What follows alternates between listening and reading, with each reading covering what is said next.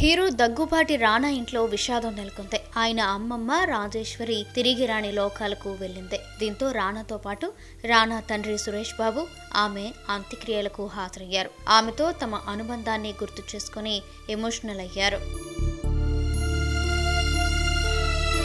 రాజేశ్వరి తణుకు మాజీ శాసనసభ్యులు వైటి రాజా తల్లే, పారిశ్రామికవేత్త యలమర్తి నారాయణ చౌదరి సతీమణి.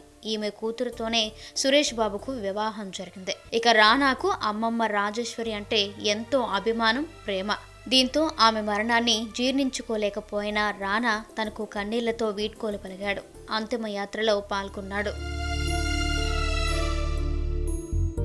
అంతిమయాత్రలో పాల్గొనడమే కాదు, తన అమ్మమ్మ పాడను కూడా మోశారు రానా. అయితే ఇందుకు సంబంధించిన ఫోటో ఒకటి బయటకు వచ్చింది.